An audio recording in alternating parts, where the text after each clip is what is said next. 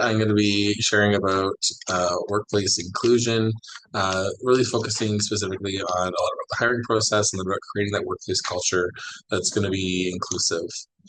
So thank you for that intro. I am the Executive Director with Buffalo Pride. I am the Chair of the Regional Advisory Committee on Inclusion, Diversity, and Equity. I am Métis, Two-Spirit, an activist. I'm a multidisciplinary artist, mostly known as a drag performer, Simmer Down, which I've been doing for almost 10 years now. I do have a business management diploma, and I have experience working in industry, hospitality, and nonprofits.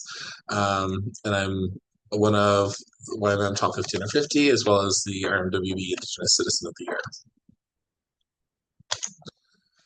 So through my presentation, I'm going to start off by talking about why we should care about diversity and equity in the workplace, and then going into some practical things about how to be more inclusive through the hiring process, and then about maintaining that through workplace culture, and then ending with sharing some tools and resources to take away so that you can start implementing some of what you learned today.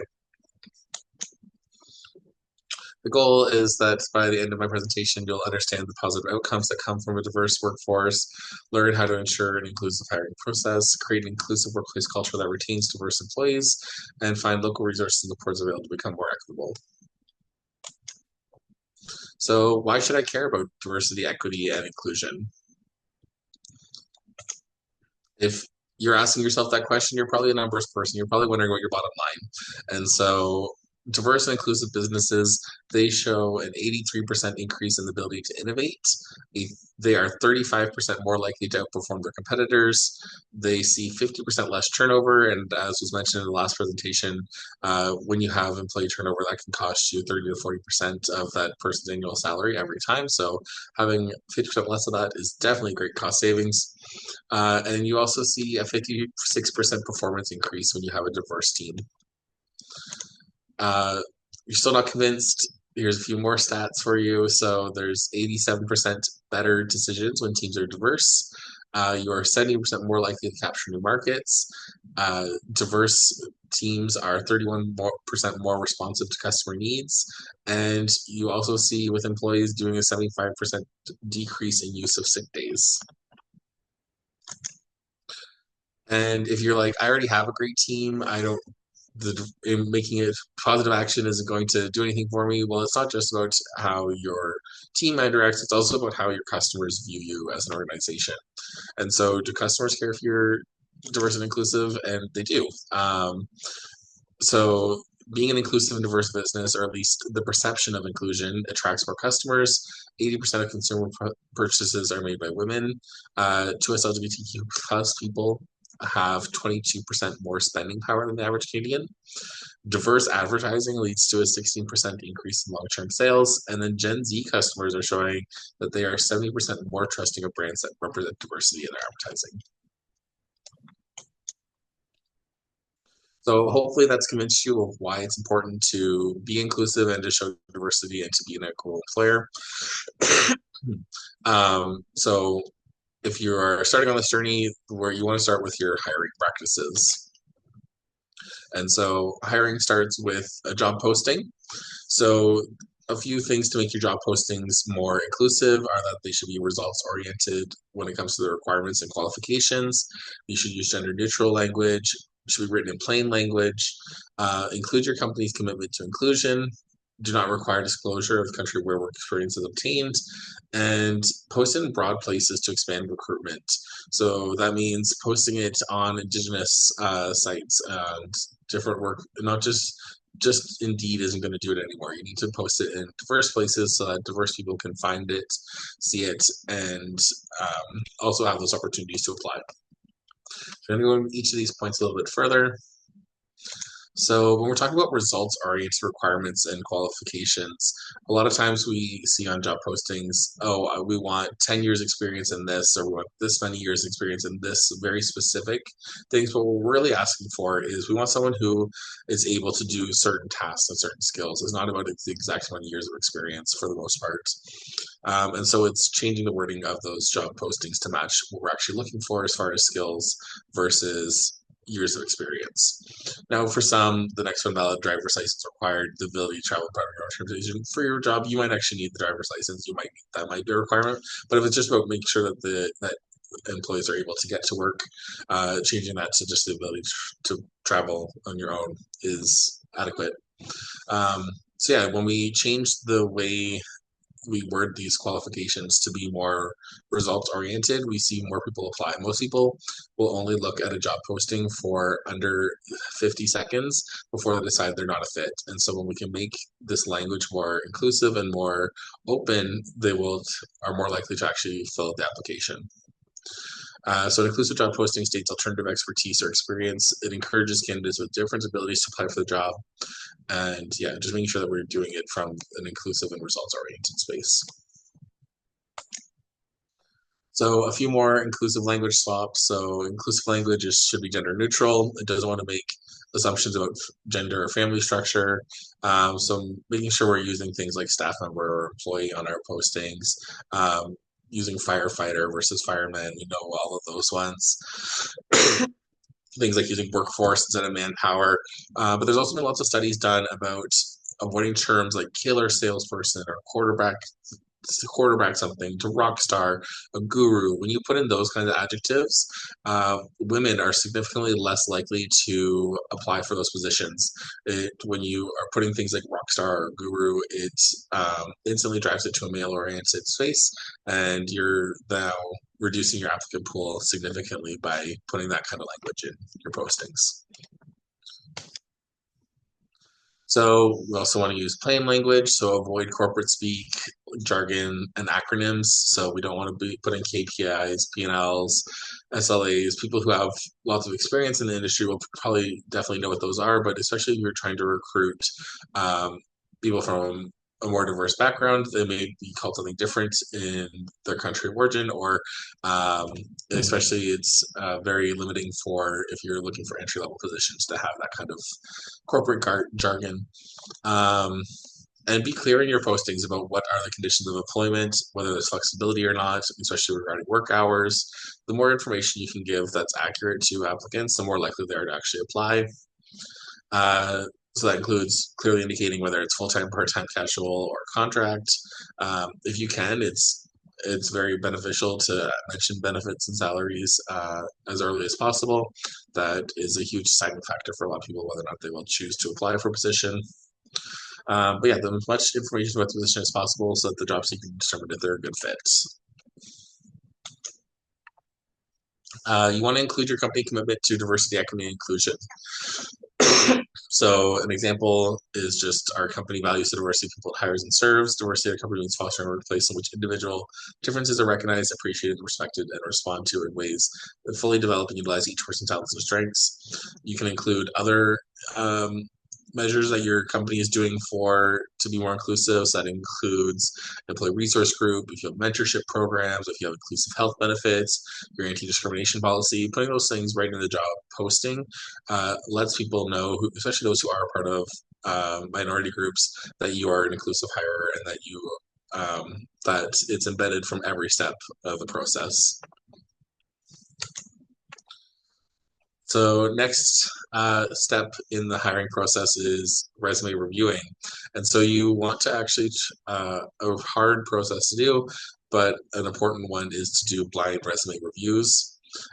So resumes include a lot of useful information for employers, but they also include a lot of information that can trigger biases and signal information about somebody's race, their class, and their gender. Even the most self-aware hiring managers can turn away qualified candidates because the applicant didn't fit certain expectations. So when reviewing resumes, there are programs that can help you do this, but removing candidates' names, the locations of experience and education to help remove biases. And don't use AI reviewers. They have been shown to have biases built in because people who built the AI had their own biases, and technology just repeats what we teach it.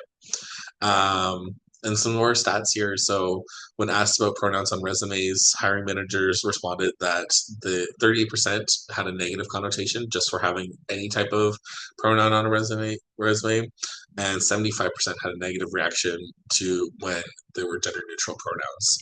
So that's showing a bias immediately to people who are trying to be actively inclusive about including our gender diverse folks, as well as there's a lot of gender neutral names. And so by putting your pronouns on your resume, you are signaling to people whether you are, so that they can talk to you as the correct pronoun. So, anyways, when you have negative connotations immediately to people who include that, it definitely shows a bias and limits your applicant pool. 40% of employers are 40% more likely to interview a job applicant with an English sounding name, and 25% of Black candidates receive callbacks when they use an Anglo name on their resume compared to 10% when they use their own names. So this just shows the stats that we all have biases, and that this is why we need to work on doing more blind resume reviews and really focus on the person's qualifications versus the other information that we can deduct from their name, locations, etc. Another important thing that we can do to help reduce bias in the interview process is doing diverse hiring panels. So, as I mentioned, research consistently shows that we're unaware that we have biases that we're unaware of that are influenced by our cultural background, our environment, and life experiences. Um, Unconscious bias is a mental shortcut based on our social conditioning. So it's important during the hiring process that if we have multiple managers or staff members or external HR resources that are from more diverse backgrounds, that we use them to create inclusive hiring panels. It's a great tactic to address biases in the hiring process and to create and other steps you can take during the interview process is, and that some organizations have taken, is that they require more minorities to make it to the interview stage to ensure that diverse talent is being overlooked. So some practices that you can do during the interview or before the interview is to make sure you offer your name and pronouns, and ask the applicant for theirs as well, and make sure that you respect them throughout the process. At the time of scheduling the interview, you can ask for if the applicant needs any accommodations. So that could be doing the interview virtually, making sure that the interview space is physically accessible. Another thing you can do is provide questions in advance, especially people who may be neurodiverse or just get very stressed during interview processes. Giving questions in advance can help them provide the best answer possible. Making sure you avoid personal questions, especially that one's really looking at like if someone comes and they are visibly queer, you'd be surprised how often it is for people to take that as an invitation to ask very personal questions. Don't judge a person's eligibility or qualifications based on their gender expression, appearance, or deviations from cis-hetero norms and expressions. Use standard interview questions and don't deviate into personal areas. So it's shown that if the candidate has something in common with the interviewer, the conversation may never leave the area of shared interest. In some cases, the candidate will be recommended based on personal connection and not their ability to do the job. Unstructured interviews are shown to hurt a company because interviewers will latch on to irrelevant details, causing them to overlook more important details.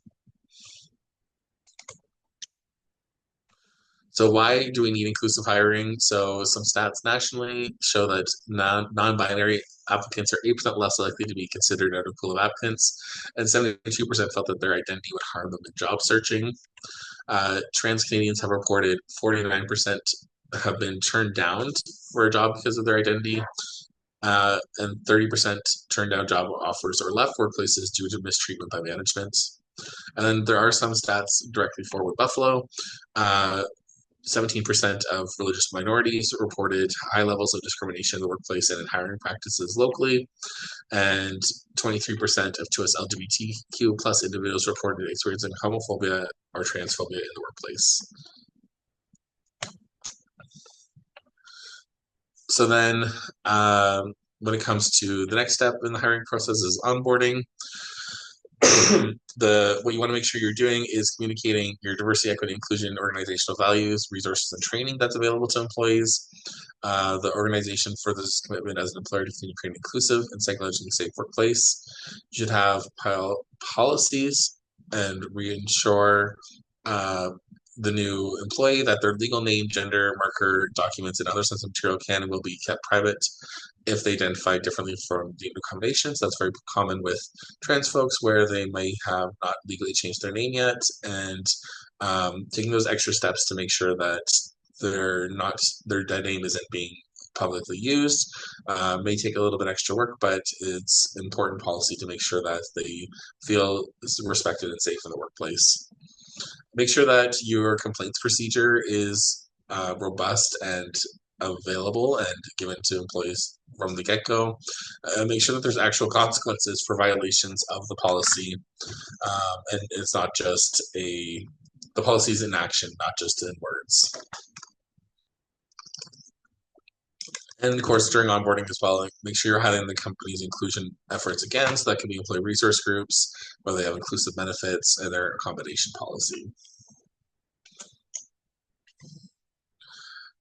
So how do we retain a diverse workplace? And that's about creating workplace culture that continues that safe and inclusive space. So I love my stats, so I hope other people like like them as well. 72% of Two-Spirit trans and non-binary people in Canada report experience workplace discrimination. 49% of Two-Spirit trans and non-binary people in Canada have left a job due to not feeling accepted in the workplace. 74% of Two-Spirit trans and non-binary people in Alberta hid or minimized aspects of their identity when job seeking to avoid discrimination most of the time or always. And 30% of LGBTQ plus employees in Canada report experiencing discrimination in the workplace, compared to only 3% of non-LGBTQ plus employees. So some inclusive policies that every business should be having. First and foremost is an anti-discrimination and harassment policy, specifically lists sexual orientation, gender identity, and gender expression as protected grounds. Of course, expanding that to all minority statuses. You should have an inclusive washroom and change room policy that states all individuals are free to use the washroom that best corresponds with their self-identified gender identity or gender expression. A universal dress code policy, so making sure that dress codes are not gendered of what men versus women can wear, but just in general, like if a skirt is acceptable for one gender, acceptable for all genders. Making sure you, as I mentioned before, you have a commitment statement to diversity, equity, inclusion that's included in your hiring practice and job postings. Make sure it's personalized and ensure it's backed by action and accountability and not tokenization. Another thing you can do is create employee resource groups. So I know many local businesses in town have a few of these. So especially when you have a lot of our larger multinational companies. So I know, for instance, Suncor has one. They have multiple. They have one for queer folks. They have one for disabled employees. They have one for Black employees. They have one for Indigenous employees. So employee resource groups or affinity groups are a great way for minority groups within your workforce to come together and promote diversity within the workforce, whether through events, through trainings, through just having that extra visibility. You can also have advisory boards, and so that you can gain meaningful feedback and input when developing inclusive policy spaces and practices. And as I mentioned before, just ensuring that your complaints procedure is robust, that there are no repercussions for reporting, and there are consequences for bad actors. So we also have systemic changes that we need to make within our organizations to make sure that they are inclusive.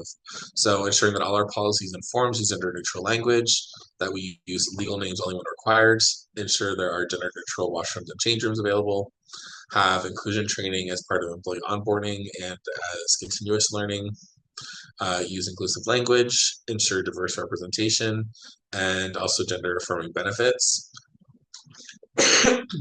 I can speak to we recently switched our benefit provider to be able to have gender affirming benefits, and it arose an interesting question that you may that most people probably wouldn't have to deal with, but because my staff, I have a lot of trans staff. One of the questions when enrolling them in benefits was, on the first page it asked for their sex, and then in the description of what they meant by that, it's mentioned gender, which, if you may not know, are two different things. And so I had to reach out to the benefits company and ask specifically, what is it asking for? Is it sex assigned at birth? Is it gender identity? And if it is gender identity, is it does it have to match an ID? And does it have to match, which ID does it have to match? Because when someone's transitioning there, it is very possible for them to be in some sort of state where some things don't match and some things do. And that was the case for one of my employees. Their driver's license has been updated, but their health card hasn't. And so what it ended up being for our healthcare or for our benefit provider is that it's your gender as per your Alberta health card, but that wasn't specific in the enrollment thing. And so sometimes it's just going that extra mile to ask those questions so that you can be the barrier to so your employee doesn't have to face that uncertainty. And I know for a lot of people that they're like, I've never thought of that. I've never been in that situation, but that's why bringing it up now so that you can be prepared if you do encounter it. So as I mentioned, we're going to go into each of those things in more detail. So inclusive language, gender neutral, and doesn't make assumptions about gender and family structure. The best practice is to listen to what words people use for themselves. So some swaps that you can do is use partner and spouse instead of husband and wife or boyfriend and girlfriend. Use staff member, employee, volunteer, client, etc. instead of using she, her, or he, him. Use parent, caregiver, or guardian instead of mother or father. Use child, youth, student, sibling instead of son, daughter, brother, sister, or assuming gender pronouns. When we're doing our inclusive forms of documents, this can be for both our staff and our clients. Make sure that there is a separate space for chosen name versus legal name. And you should only be really collecting legal name if it's required. So obviously as for staff, you would obviously need that for CRA purposes, etc. But if you can, make sure that you use chosen name wherever you possibly can. Make sure that you have multiple options or a line for people to self-identify their pronouns and gender identity. Don't just have only male and female. That's not the only options. And like I mentioned before with the benefits, is make sure there's a differentiation when needed, that there's a differentiation between gender and sex assigned at birth. Obviously, for most people, they're just going to be gender, but if you're in the medical field, you may need separate ones, or benefits may want a specific question as well. So we mentioned having inclusive washrooms or change rooms. So all people should feel safe to access the washroom and change room that best corresponds with their self-identified gender identity or gender expression. An inclusive approach is to have a gender neutral or universal washroom or single stall washroom or change room. Another thing you can do is make sure that baby change tables and menstrual hygiene products are in all washrooms and changing spaces, not just in the women's. And that makes it more accessible for not just your trans and non-binary employees and clients, but for everyone accessing your space. And it's not saying that we want to remove gendered washrooms and then want all gender neutral. We just want to have that option available for folks. And again, that helps not just queer people, but others as well. Recently did a training with St. Aidan Society, and they mentioned that they had a husband and wife who struggle to travel together because he needs to assist her in the washroom, but there's very few gender neutral washrooms between here and Edmonton that they can stop in. And so that's just another barrier that they face. And so when we have that gender neutral or universal washroom available for everybody, it's helping a broad range of people in their circumstances. So when we're talking about signage for these washrooms, it's best to focus on the amenities inside the change room instead of gendered graphic symbols. Um, this one is, we know it's well intentioned and meant to be humorous, but really it can be dehumanizing, where, especially with queer people, we're often uh, seen as being told or existent that we don't actually exist and stuff. So conflating us to aliens and mermaids and Sasquatch can be minimizing to our identity. So best practices are just to be professional and have focus on what is in the washroom. So ensure that people know they have the right to use the washroom and change room that they're most comfortable with, using signage, and having a written inclusive washroom policy. So we know it's not possible and it's not affordable for everyone to install a gender neutral washroom if they do not already have that built into their space. And if you don't have that ability, we really strongly recommend just make sure there's signage that's very clear that people can use whichever washroom that best aligns with their gender identity, and that they won't be any repercussions for that. As a general practice, when someone asks where the washrooms or change rooms are, let's say you're doing a tour of a building or just clients ask, make sure you direct them to where all washrooms are. You don't know if you can't assume which washroom they need to use, especially if they are in different places. And trust that individuals who are in a washroom know that they are in the correct one for themselves. So the next thing is to have inclusion training. So if you haven't developed your own inclusion training, there are lots of local options to support you. With Buffalo Pride, obviously we have our Rainbow Space certifications, but we also have a variety of different trainings available that can suit your organizational needs. And we can also help tailor ones to any specific circumstances that you're having. So things we've done in the past is we've done training to support teams that have someone coming out as trans. We've done training to support inclusive hiring. But yeah, we have a wide variety of training available. If you'd like to reach out to us, I have our contact at the end. Multicultural Association also does cultural awareness training and anti-racism training. The Autism Society does neurodiversity training, inclusion training. St. Aidan's also does an age sensitivity training. So there's lots within our local nonprofit sector available that can help your business become more inclusive. And it shouldn't just end at onboarding. It should be continuous upgrading and learning. And at the very least, it should be mandatory for all new employees to take some level of inclusion training. So we're talking about some inclusive language as well. It's a powerful tool that can communicate being intentionally inclusive. A lot of people think that we're automatically offended when we don't use inclusive language, but it's not. It's less about not causing us offense and more about being intentionally welcoming to invite people in. So the more inclusive we are, the less we other people. When greeting or addressing a group of people, we can use gender neutral greetings to avoid assuming the gender of who we're speaking to. So instead of saying, hey ladies, welcome boys and girls, or excuse me ma'am, etc., we can use things like hi folks, hi team. I know for my team, I definitely use team a lot. More about calling people by what they are as a group versus putting in those gendered labels. You should also familiarize yourself with using pronouns. So introduce yourself with your name and pronouns, wear a pronoun pin or badge, or include on your name tag or your email signature. You can ask someone what pronouns they use when you're introducing yourself to them, or check to see if they're wearing it on a pin or name tag. And if you are unsure of someone's pronouns, it's best to default to gender neutral ones or use the person's name to avoid misgendering them until you have a chance to confirm.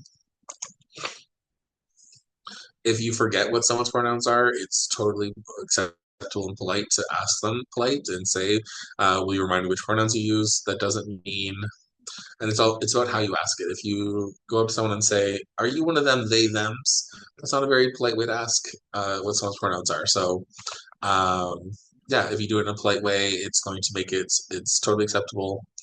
And if you do make a mistake and accidentally use the wrong pronouns, correct yourself right away, restating what you said with the correct pronoun. It's okay to acknowledge a mistake and apologize, but don't make a big deal about it and draw a lot of attention to it. So what we often see is people, especially if it's someone you've known for quite a while, be like, "Oh, I'm so sorry. I've known you as blah blah for so long, and it's just so hard. And I'm trying so hard." And when you do this big long apology, it then puts this person who you've misgendered into a place where they have to forgive you for your mistake, and it really should be the other way around of you. Anyways, instead of asking for forgiveness, ask for gratitude for them. So instead of saying, "Oh, I'm sorry, I messed up," say, "Thank you for giving me the space to learn or make mistakes." So just an example, um, how to correct a mistake. Brooke said he would park the U-Haul over there. I mean, Brooke said she would park the U-Haul over there. And then you just, if you want to have a quick, like, "Hey, Brooke, earlier I think you mistakenly referred to you with wrong pronouns. I'm sorry, it won't happen again." So just keeping it brief, light, and moving on. Most queer and trans people understand that, especially when it's someone you've known for a long while, that it's not going to be instantaneous change or correction, and that mistakes are inevitable. And so as long as you approach things from a respectful way, they're generally pretty accepting. So then we're going to talk about representation. So inclusive symbols, they matter. So think about what is the queer community or other minorities communities perception of you and your organization. Think about your physical space, your website, your marketing materials, social media, your program materials. How would a minority community member know that they're welcome and safe with you and in your space? When we use inclusive symbols, it's about making your support externally visible to members of any of the minority communities. It's one way to make you know that you're an ally and that you're intentionally inclusive. Just having a rainbow flag up doesn't mean that the space is automatically safe. Remember that action may also be needed to keep a space safe and inclusive, and use symbols intentionally.